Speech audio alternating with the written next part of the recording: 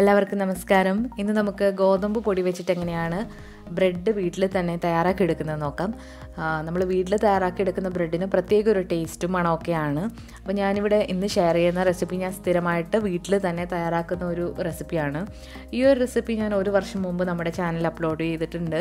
അത് സൗണ്ട് ഇല്ലാതെയാണ്. അപ്പോൾ ഞാൻ കരുതി ഇത് സൗണ്ട് ഇട്ട് ഒന്നുകൂടി അപ്ലോഡ് ചെയ്യാമെന്ന്. അപ്പോൾ ഈ ഒരു റെസിപ്പി എന്ന് പറയുന്നത് നമ്മൾ ഗോതമ്പ് പൊടി വെച്ചിട്ട് മാത്രമാണ് ചെയ്തിട്ടുള്ളത്. ഇതിൽ മൈദ ഒന്നും യൂസ് ചെയ്തിട്ടില്ല, അതുപോലെ തന്നെ പ്രിസർവേറ്റീവ്സും യൂസ് ചെയ്തിട്ടില്ല. പിന്നെ നമ്മൾ ഈ ബ്രെഡ് ഉണ്ടാക്കുമ്പോൾ എപ്പോഴും എക്സ്പയറി ഡേറ്റ് കഴിയാത്ത ഈസ്റ്റ് എടുക്കാനായിട്ട് ശ്രദ്ധിക്കുക. ഈ ഒരു ബ്രെഡ് തയ്യാറാക്കാൻ വേണ്ടിയിട്ട് ഞാനിവിടെ 3 കപ്പ് ആട്ട എടുത്തിട്ടുണ്ട്. 3 കപ്പ് എന്ന് പറയുന്നത് ഈ ഒരു കപ്പിനാണ് അളന്നിട്ടുള്ളത്. 240 ml ഒരു കപ്പാണ്. 3 കപ്പ് എന്ന് പറയുന്നത് 450 ഗ്രാം ആട്ട വരും. പിന്നെ വേണ്ടത് ചെറിയ ചൂടുള്ള 1 കപ്പ് പാലാണ്. ഈ പാല് ഇനി വെച്ചിട്ട് നമ്മൾ ഈസ്റ്റ് ഒന്ന് ആക്ടിവേറ്റ് ചെയ്തെടുക്കണം. അപ്പോൾ അതിന് വേണ്ടിയിട്ട് ഒരു പാത്രത്തിലേക്ക് ഒരു 1/4 കപ്പ് പാലൊന്ന് ഒഴിച്ചു കൊടുക്കുകയാണ്. ഇത് ചെറിയ ചൂടുള്ള പാലാണ്. ഈ ഒരു പാലിലേക്ക് ഇനി 2 ടേബിൾ സ്പൂൺ പഞ്ചസാര കൂടി ഇട്ട് കൊടുക്കുകയാണ്. അപ്പോൾ ഈസ്റ്റ് ആക്ടിവേറ്റ് ആവണമെങ്കിൽ ഒരു മധുരത്തിൻ്റെ ഒരു ഏജൻറ്റ് വേണം. അപ്പോൾ പഞ്ചസാരയ്ക്ക് പകരം നിങ്ങൾക്ക് തേനും എടുക്കാവുന്നതാണ്. ഇനി ഇതിലേക്ക് 1 ടീസ്പൂൺ ഇൻസ്റ്റൻറ്റ് ഈസ്റ്റാണ് ഞാൻ ചേർത്ത് കൊടുക്കുന്നത്. ഇൻസ്റ്റൻറ്റ് ഈസ്റ്റോ അല്ലെങ്കിൽ ആക്റ്റീവ് ഡ്രൈ ഈസ്റ്റോ നിങ്ങൾക്ക് ചേർക്കാവുന്നതാണ്.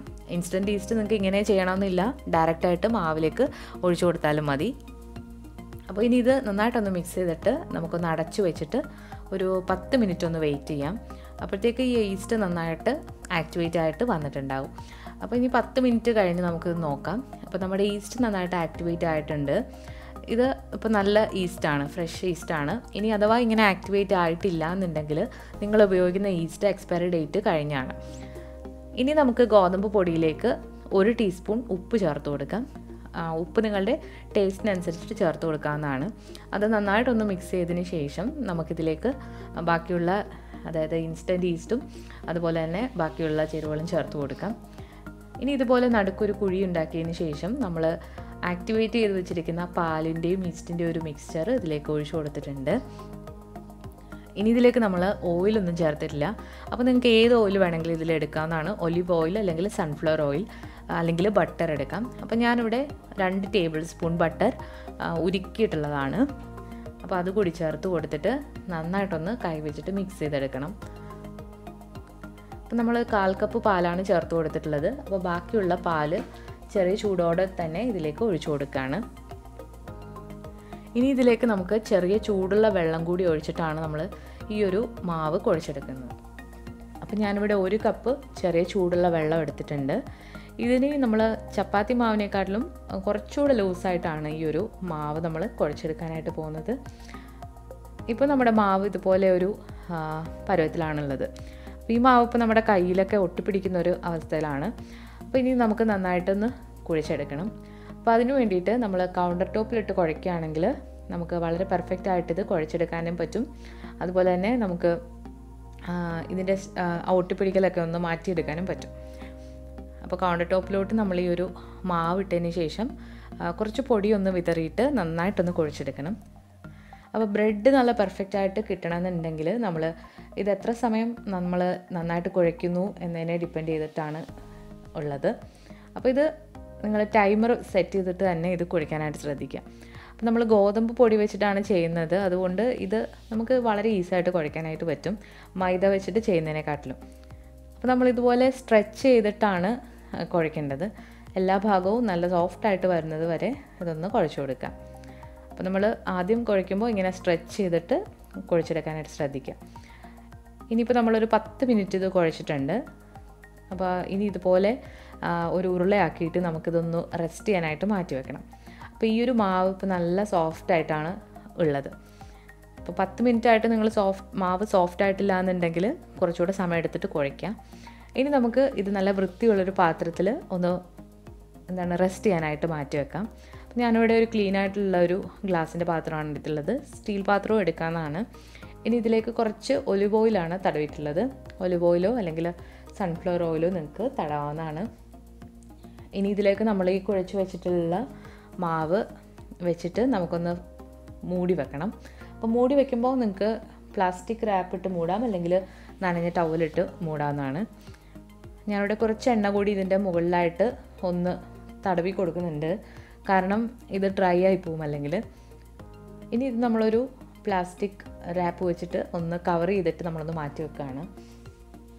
അപ്പോൾ നല്ല ചൂടുള്ള സ്ഥലങ്ങളിലൊക്കെ ആണെങ്കിൽ വളരെ പെട്ടെന്ന് തന്നെ ഈ ഒരു മാവ് നന്നായിട്ട് ഇരട്ടിയാകും. അപ്പോൾ തണുപ്പുള്ള സ്ഥലങ്ങളിലാണെങ്കിൽ കുറച്ച് വാമായിട്ടുള്ള പ്ലേസിലേക്ക് മാറ്റി വെക്കാനായിട്ട് ശ്രദ്ധിക്കുക. ഒന്നുകിൽ ഓവനിൽ ലൈറ്റ് ഇട്ട് വെക്കുക, അല്ലെങ്കിൽ നമ്മൾ കുക്ക് ചെയ്യുന്നതിൻ്റെ സൈഡിലായിട്ട് തന്നെ മാറ്റി വെക്കുക. അപ്പോൾ ഇത് പെട്ടെന്ന് തന്നെ നന്നായിട്ട് പൊങ്ങി വരും. അപ്പോൾ ഞാനിവിടെ ഒരു 3 മണിക്കൂർ എനിക്കിത് ഓവൻ്റെ ഉള്ളിൽ ലൈറ്റ് ഇട്ട് മാറ്റി വെക്കേണ്ടി വന്നു. അപ്പോഴാണിത് പൊങ്ങി വന്നിട്ടുള്ളത്. അപ്പോൾ നമ്മൾ കേരളത്തിലൊക്കെ ആണെങ്കിൽ പെട്ടെന്ന് തന്നെ ഇത് പൊങ്ങി വരും, കാരണം ഇപ്പോൾ നല്ല ചൂടുള്ള സമയമാണ്. അപ്പോൾ ഇനി നമുക്കൊന്ന് മാറ്റി വെക്കാം. ഒട്ടും എയർ കയറാതെ ഇത് അടച്ചു വെക്കാം. ഇപ്പോൾ ഒരു 3 മണിക്കൂറാണ് ഞാനിത് മാറ്റി വെച്ചിട്ടുള്ളത്. അപ്പോൾ നിങ്ങൾ എത്ര സമയം എടുക്കുന്നോ അതുപോലെ ചെയ്യുക. ഇനി ഇത് നമുക്ക് കൗണ്ടർ ടോപ്പിലിട്ട് വീണ്ടും ബ്രെഡിൻ്റെ ഷേപ്പിലൊന്ന് ആക്കിയെടുക്കണം. അപ്പോൾ അതിന് മുൻപായിട്ട് കുറച്ച് പൊടി ഒന്നിട്ടതിന് ശേഷം നമ്മൾ ഇതിൻ്റെ എയർ ബബിൾസ് ഒക്കെ ഇതുപോലെ ഒന്ന് പ്രസ് ചെയ്തിട്ട് റിലീസ് ചെയ്യണം. അതിന് ശേഷം ഇത് ഈ കൗണ്ടർ ടോപ്പിലൊക്കെ ഇട്ട് നമ്മളൊന്നുകൂടെ ഒന്ന് കുഴച്ചെടുക്കാനായിട്ട് പോവാണ്. ഇപ്പോൾ നമ്മുടെ മാവ് നല്ല സോഫ്റ്റായിട്ടാണുള്ളത്, നന്നായിട്ട് പൊങ്ങിയൊക്കെ വന്നിട്ടുണ്ട്. അപ്പോൾ ഇനി നമുക്കൊന്നുകൂടെ ഒന്ന് കുഴച്ചെടുക്കാം. ഈ മാവ് കുഴയ്ക്കാനായിട്ട് വലിയ പാടൊന്നുമില്ല. അപ്പോൾ ഇനി നമ്മൾ കുഴയ്ക്കുമ്പോൾ ശ്രദ്ധിക്കേണ്ടത് നമ്മളിങ്ങനെ ഫോൾഡ് ചെയ്തിട്ട് വേണം കുഴയ്ക്കാനായിട്ട്. ഇന്ന ഡയറക്ഷനൊന്നുമില്ല, നമുക്ക് ഇഷ്ടമുള്ള രീതിയിൽ ഇതുപോലെ ഞാൻ കാണിക്കുന്ന പോലെ ഒന്ന് ഫോൾഡ് ചെയ്തിട്ട് നമ്മളൊന്ന് കുഴയ്ക്കണം. ഫോൾഡ് ചെയ്യുക, പിന്നെയും പ്രസ് ചെയ്ത് വലുതാക്കുക, വീണ്ടും ഫോൾഡ് ചെയ്യുക. അപ്പോൾ അതാണ് അതിൻ്റെ ഒരു രീതി. ഇനിയിപ്പോൾ ഈ ഒരു ബ്രെഡ് തയ്യാറാക്കാൻ വേണ്ടിയിട്ട് നിങ്ങളുടെ കയ്യിൽ ബ്രെഡിൻ്റെ ലോഫ് ഷേപ്പിലില്ല പാൻ ഇല്ല എന്നുണ്ടെങ്കിൽ നിങ്ങൾക്ക് ഏത് പാത്രത്തിൽ വേണമെങ്കിലും ഇത് ചെയ്തെടുക്കാവുന്നതാണ്. ഇതുപോലെ ഷേപ്പിലാക്കിയിട്ട്, അല്ലെങ്കിൽ ബ്രെഡിൻ്റെ ഷേപ്പ് ഇല്ലാന്നുണ്ടെങ്കിൽ നിങ്ങൾക്ക് റൗണ്ട് ഷേപ്പിലും ഈ ഒരു ബ്രെഡ് തയ്യാറാക്കി എടുക്കാവുന്നതാണ്.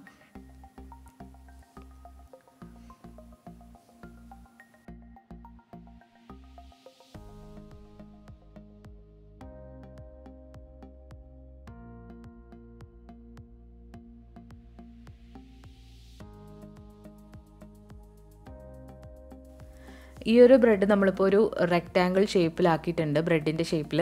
ഇനി ഇത് നമുക്ക് നമ്മൾ എടുത്തു വെച്ചിരിക്കുന്ന ബ്രെഡിൻ്റെ ലോഫിലേക്ക് ഇട്ട് കൊടുക്കാം.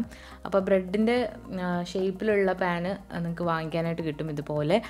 ഇതില്ലാന്നുണ്ടെങ്കിൽ നിങ്ങൾക്ക് സാധാരണ ഒരു പാത്രത്തിൽ ബേക്ക് ചെയ്തെടുക്കാവുന്നതാണ്. അപ്പോൾ ഞാനിവിടെ ഓവനിലാണ് ചെയ്ത് കാണിക്കുന്നത്. നിങ്ങൾക്ക് ഈ ഒരു ബ്രെഡ് കുക്കറിലും ചെയ്തെടുക്കാവുന്നതാണ്. അപ്പോൾ കുക്കറിൽ ചെയ്യുമ്പോൾ ഇതുപോലെ ലോഫായിട്ട് എടുക്കാൻ പറ്റിയില്ല എന്നുണ്ടെങ്കിൽ റൗണ്ടിൽ തന്നെ ഇത് ചെയ്തെടുത്താൽ മതി. അപ്പോൾ ഈ ഒരു ബ്രെഡ് ലോഫിൽ ഞാൻ കുറച്ച് ബട്ടർ ഒന്ന് തടവിയിട്ട് വെച്ചിട്ടുള്ളതാണ്.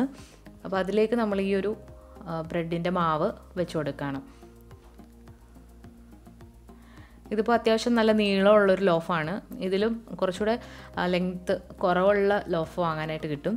അപ്പോൾ എനിക്കിവിടെ ഇതാണ് കിട്ടിയത്. അപ്പോൾ ഈ ഒരു പാനിൻ്റെ സൈസ് ഞാൻ ഡിസ്ക്രിപ്ഷൻ ബോക്സിൽ മെൻഷൻ ചെയ്യുന്നതാണ്.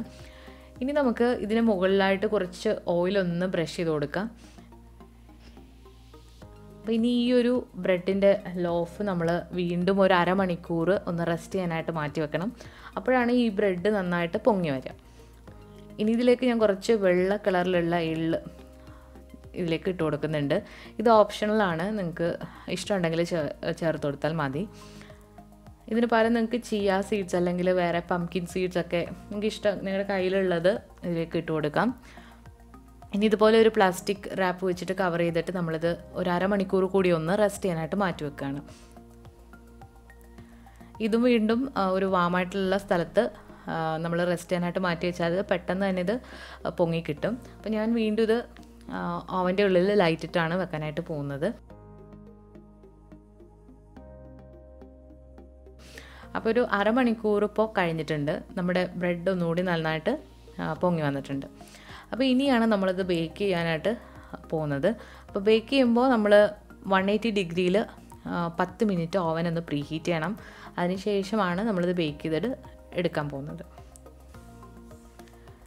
ഇനി നമ്മൾ ഈ ഒരു ബ്രെഡിന് മുകളിലായിട്ട് കുറച്ച് പാലൊന്ന് ബ്രഷ് ചെയ്ത് കൊടുക്കുകയാണ്. അപ്പോൾ നമ്മുടെ ബ്രെഡിൻ്റെ മുകൾ ഭാഗം നല്ല ബ്രൗൺ ആയിട്ട് വരാൻ വേണ്ടിയിട്ടാണ് ഈ ഒരു പാല് നമ്മൾ ബ്രഷ് ചെയ്ത് കൊടുക്കുന്നത്. അപ്പോൾ എല്ലാം ഒന്ന് ബ്രഷ് ചെയ്ത് ഇട്ട് നമുക്കൊന്ന് ബേക്ക് ചെയ്തെടുക്കാം.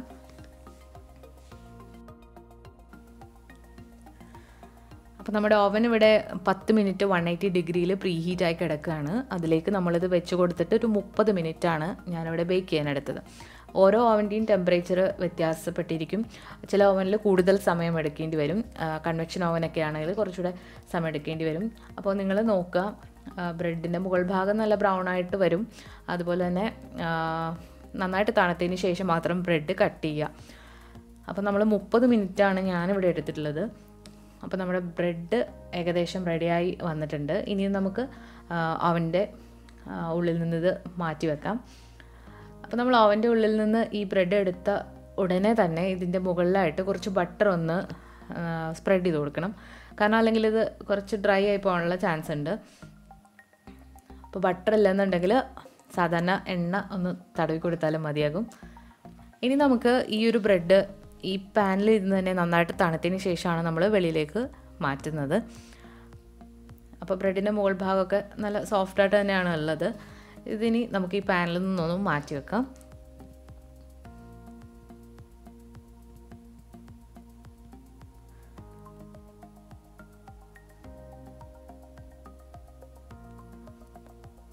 അപ്പോൾ ബ്രെഡ് നന്നായിട്ട് കുക്കായി തന്നെ വന്നിട്ടുണ്ട്.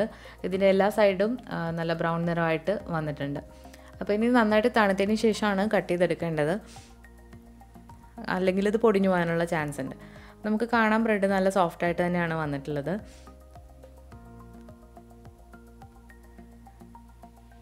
ഇപ്പോൾ നമ്മുടെ ബ്രെഡ് നന്നായിട്ട് തണുത്ത് വന്നിട്ടുണ്ട്. ഇതിന് നമുക്കൊന്ന് കട്ട് ചെയ്തെടുക്കാം.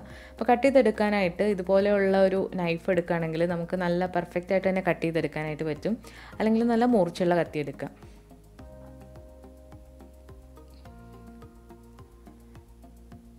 അപ്പോൾ നമ്മുടെ ബ്രെഡ് ഇവിടെ നല്ല പെർഫെക്റ്റ് ആയിട്ട് തന്നെ ബേക്കായി വന്നിട്ടുണ്ട്. ഈ ഒരു ബ്രെഡിന് ഹൈറ്റ് കുറച്ച് കുറവാണ്, കാരണം നല്ല നീളത്തിലുള്ളൊരു ലോഫാണ് ഉള്ളത്. അപ്പോൾ കുറച്ച് ചെറിയൊരു ബ്രെഡാണ്, പക്ഷേ ഇത് പെർഫെക്റ്റ് ആയിട്ട് തന്നെ ബേക്കായി വന്നിട്ടുണ്ട്.